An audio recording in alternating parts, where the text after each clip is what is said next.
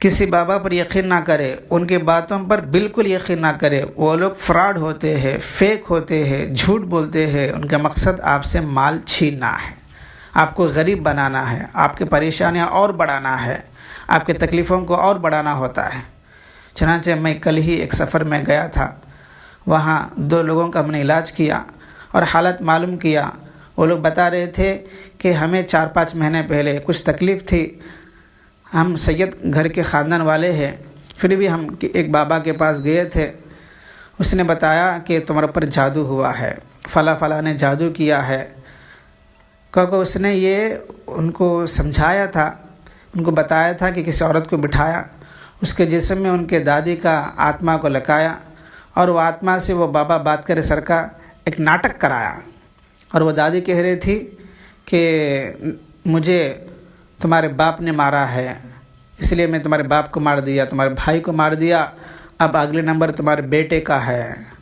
کیونکہ اس طریقے سے ڈرا کے ان سے تقریباً 8 لاکھ روپے اس نے وصول کیا ہے۔ بیچارے وہ لوگ غریب ہے،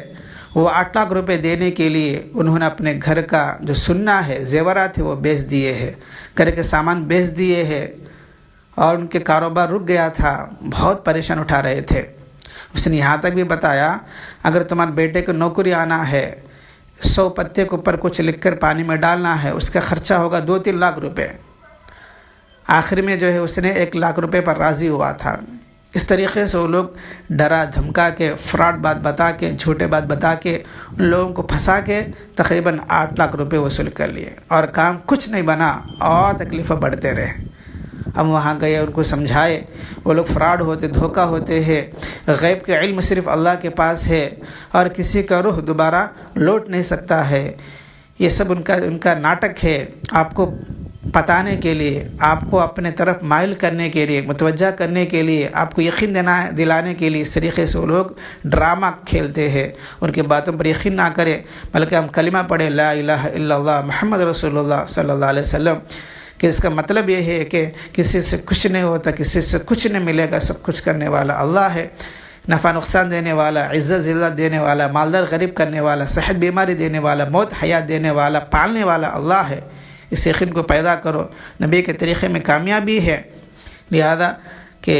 تم لوگ یہ کچھ چیزیں استعمال کرو۔ کچھ وظیفے بتایا تھا، جیسے کہ ہر فرض نماز کے بعد یا لطیف 111 مرتبہ پڑھنا، ایسے ہی لا الہ الا انت سبحانک انی کنت من الظالمین 313 مرتبہ پڑھو، کیونکہ یونس علیہ السلام مچھلی کے پیٹ میں چلے گئے تھے، ایک تو قبر کی اندھیری ہے اور سمندر کی اندھیری ہے، رات کی اندھیری ہے، تکلیف میں ہے، انہوں نے یہ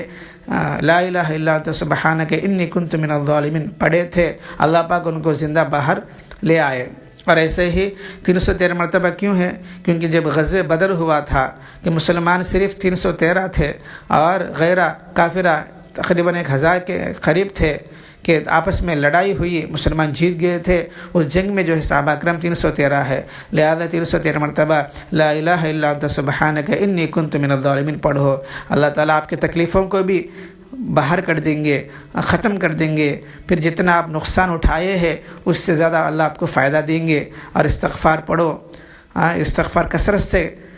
کہا کرو، اللہ سے توبہ استغفار کرو، اس طریقے سے سمجھا کے واپس آیا تھا۔ لہذا میرے بھائیوں بزرگوں کہ کسی کی باتوں پر یقین نہ کرے، اور نہ درگاہ کے پاس جائے، نہ کسی گڈی کے پاس جائے، نہ کسی مندر کے پاس جائے، نہ کسی چرچ کے پاس جائے، نہ کسی جھاڑ پھٹے کے پاس جائے، بلکہ اللہ کی طرف متوجہ ہو جائے، نمازوں کے اہتمام کرے، قرآن کے اہتمام کرے، مسنون دعاؤں کے اہتمام کرے، روزے رکھ کے صدقہ خیرات کرے، یا کسی معتبر علماء سے، اچھے علماء سے رجوع کر لے، ضرور اللہ راستے کھولیں گے۔ السلام علیکم۔